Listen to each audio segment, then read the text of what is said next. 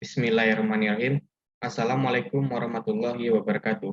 Perkenalkan, kami dari kelompok 7 Hukum Administrasi Negara yang beranggotakan 4 anggota. Yang pertama yaitu Alia Rafida dengan NIM B1A121213. Yang kedua yaitu Muhammad Yansyah dengan NIM B1A121216. Yang ketiga yaitu Rizky Khairunnisa dengan NIM B1A121224. Dan yang keempat yaitu Ranjani Bulkia dengan NIM B1A121242. Baik, pada hari ini kami akan mempresentasikan hasil kerja kelompok kami yang berjudul Perkembangan Hukum Administrasi Negara dengan dosen pengampu Bu Ratna Dewi, SH.MH.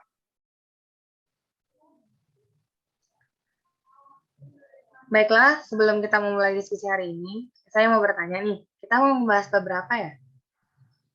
Kita akan membahas bab 3 dengan tema berkembangan hukum administrasi negara, Ca. Oh, gitu. Hukum administrasi negara itu apa ya? Nah, jadi kita akan membahas apa itu hukum administrasi negara. Nah, negara Indonesia adalah negara hukum. Burkens mengatakan bahwa negara hukum atau Rechtsstaat secara sederhana adalah negara yang menempatkan hukum sebagai dasar kekuasaan negara dan penyelenggaraan kekuasaan tersebut dalam segala bentuknya dilakukan di bawah kekuasaan hukum. Hukum administrasi negara adalah hukum yang mengatur cara bagaimana alat-alat negara menjalankan tugas atau kewajiban dan wewenang dari pengertian tersebut. Ternyata terdapat hubungan hukum yang memungkinkan para pejabat atau administrasi negara melakukan tugasnya masing-masing. Dengan kata lain, hukum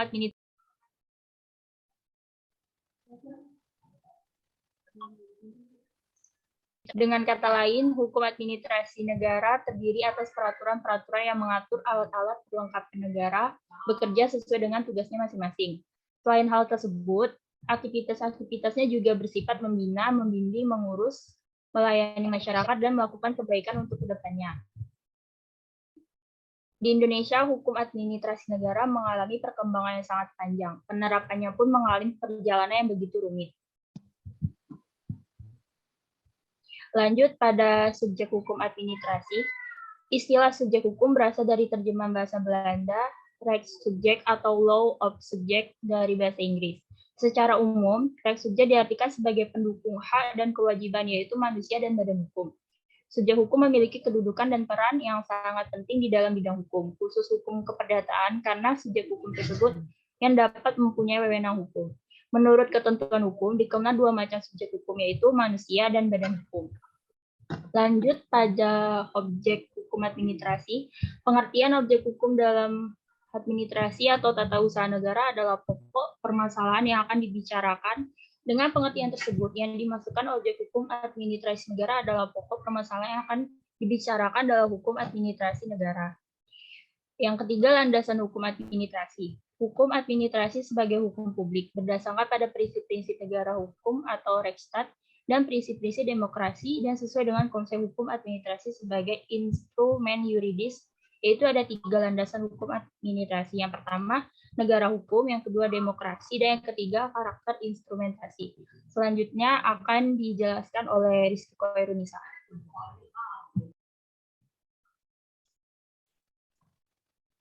Baiklah, saya Rizky Khairunnisa akan lanjut menjelaskan tentang fungsi-fungsi hukum administrasi negara. Ada beberapa fungsi hukum administrasi negara yang penting, yaitu yang pertama ada direktif, yaitu memberikan pengaruh yang besar untuk membangun masyarakat sesuai dengan tujuan hidup bangsa dan negara. Yang kedua ada stabilitator, menjaga kehidupan masyarakat yang harmonis sehingga perpecahan bisa diminimalisir. Keseimbangan dalam kehidupan berbangsa dan bernegara juga dapat terjadi dengan baik bila ada satu hukum administrasi negara dalam pemerintahan.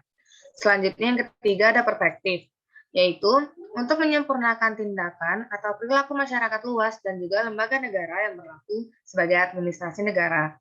Selanjutnya ada korektif, memberikan perbaikan terhadap masyarakat dan juga lembaga negara apabila terdapat kekurangan sehingga nilai keadilan dapat diaplikasikan dengan sempurna. Dan terakhir ada integratif, yaitu membina dan memelihara kesatuan bangsa. Karena kurangnya perpecahan dan tingginya rasa saling percaya, maka kesatuan bangsa dapat diperoleh dan dipelihara untuk waktu yang sangat lama, sehingga pelaksanaan kehidupan berbangsa dan bernegara dapat berjalan dengan baik.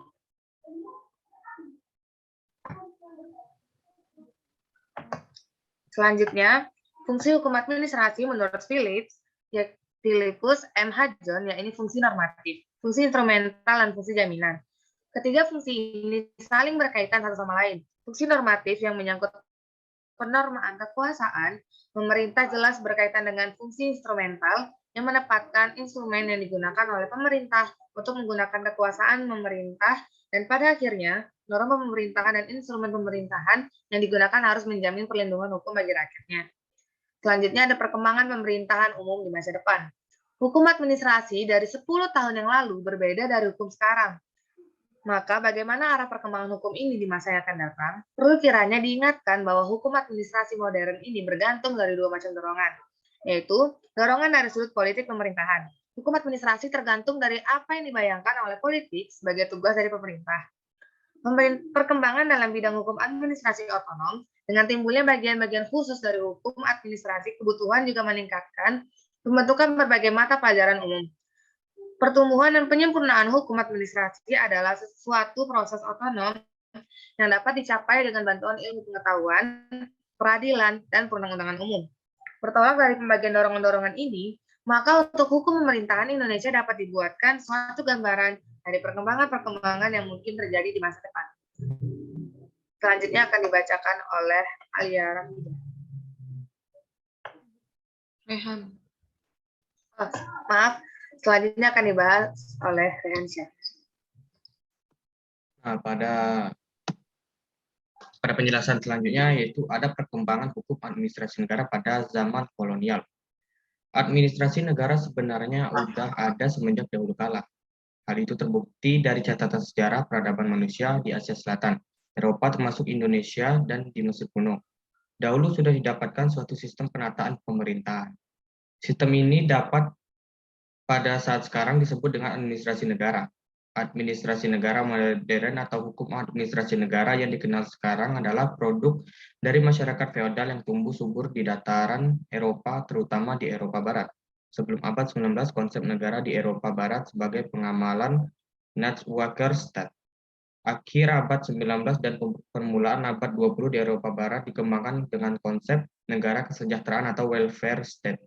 Pada dasarnya, konsep negara ini mengutamakan kepentingan umum. Perkembangan negara kesejahteraan di Eropa terjadi setelah Perang Dunia I. Pada tahun 1974, lahir bentuk baru yaitu Verzorgingstaat, yang memiliki ciri khas seperti negara memberikan jaminan sosial kepada seluruh penduduk seperti tunjangan pengangguran, pemeliharaan kesehatan, subsidian, dan sebagainya. Negara harus aktif dalam mengurus bidang kehidupan masyarakat dan mengantisipasi kecenderungan perubahan sosial. Tujuannya agar dapat memelihara keseimbangan berbagai kepentingan dan berupaya meningkatkan kesejahteraan sosial berdasarkan prinsip keadilan. Hukum administrasi negara telah berkembang dalam keadaan pihak negara atau pemerintah mulai menata masyarakat dengan menggunakan sarana hukum, misalnya menetapkan keputusan larangan tertentu. Pada masa pemerintahan kolonial Belanda, peranan administrasi negara masih sangat terbatas, terutama sebagai alat untuk menjaga keamanan dan ketertiban hukum bagi usaha pengumpulan sumber daya dari bumi Indonesia, saat itu disebut sebagai Hindia Belanda, untuk kepentingan pemerintahan dan rakyat Belanda. Mulai tahun 1920-an, ruang lingkup administrasi negara pemerintahan kolonial mengalami sedikit perubahan karena pengaruh kebijaksanaan etika oleh pemerintah Belanda yang merasa mempunyai kewajiban moral untuk memberi pelayanan warga pribumi sebagai imbalan terhadap eksploitasi sumber daya Indonesia oleh Belanda selama lebih dari 300 tahun. Pada masa pemerintahan Hindia Belanda, administrasi negara di Indonesia terdapat pengaruh administrasi militer, yakni penggunaan istilah administrasi di bidang pemerintahan pada pemerintah Hindia Belanda, yang kedua pembagian wilayah administrasi, yang ketiga lembaga-lembaga pemerintah Hindia Belanda, yang keempat susunan organisasi pemerintah Hindia Belanda, yang kelima daerah-daerah otonom, yang keenam istilah administrasi di bidang hukum dan di bidang perekonomian, yang ketujuh adalah pengaruh administrasi militer pada waktu Perang Dunia Kedua. Baik, penjelasan selanjutnya akan dijelaskan dengan Alia Rafida. Pada Alia Rafida, kami persilakan. Nah, setelah zaman kolonial, hukum administrasi negara tetap berkembang di Indonesia. Pengaruh konsep negara kesejahteraan di Indonesia dapat dilihat sejak zaman Hindia Belanda pada tahun 1870. Hukum administrasi negara juga telah ada. Hindia Belanda saat itu hanya mempunyai 4 departemen, yaitu Departemen Dalam Negeri, Departemen Penajaran, Departemen Pekerjaan Umum, dan Departemen Keuangan. Lalu menurut Bintarto Cokromijojo, sebelum tahun 1945, ketika bangsa Indonesia hidup dalam penjajahan, bangsa Indonesia tidak diberi kesempatan untuk ikut serta dalam administrasi negara. Pada masa penyusunan naskah UUD 1945, Muhammad Hatta mengembangkan konsep negara kesejahteraan dengan istilah negara pengurus untuk merumuskan pasal 33 UUD 1945, yaitu tentang demokrasi ekonomi. Lalu pada masa sekarang, kegiatan negara pengurus tersebut seperti pendidikan, kesejahteraan pembangunan perekonomian, dan sebagainya tidak hanya dilakukan oleh pemerintah, tetapi juga oleh pihak swasta seperti pembangunan rumah sakit, pembangunan sekolah, dan sebagainya.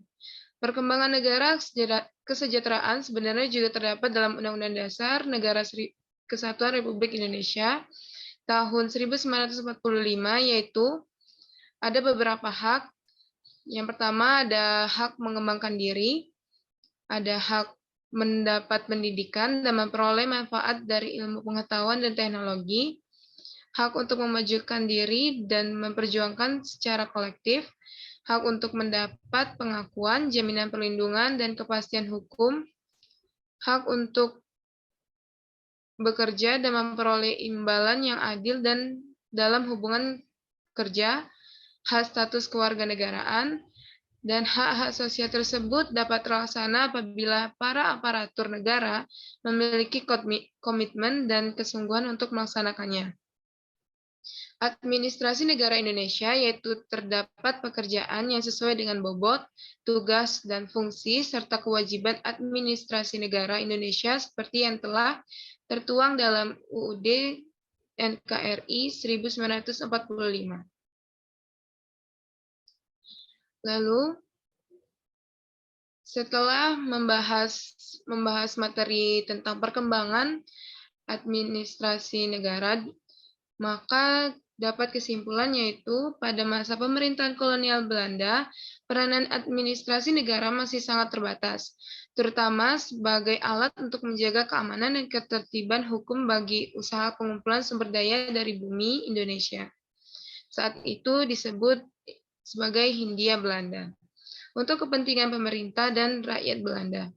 Perkembangan administrasi negara di Indonesia selanjutnya mengarah kepada pembedaan antara administrasi negara yang mengurus kegiatan rutin, pelayanan masyarakat, dan administrasi negara pembangunan yang mengurus proyek-proyek pembangunan, terutama pembangunan fisik. Prioritas pembiayaan ditekankan pada administrasi pembangunan, sedangkan kegiatan administrasi negara yang bersifat rutin kurang mendapat perhatian. Perkembangan hukum administrasi negara umum boleh dikatakan baru saja tumbuh di banyak negara. Secara garis besar dapat dikatakan bahwa baru sejak Perang Dunia Kedua mulai berkembang hukum administrasi umum sebagai bagian dari ilmu hukum. Dapat dikatakan bahwa perkembangan hukum atau pemerintahan administrasi umum yang sedang giat dilaksanakan di banyak negara bergerak dalam 3 taraf secara berturut-turut. Pada setiap taraf ditambahkan suatu faktor yang jangkauannya pun jauh.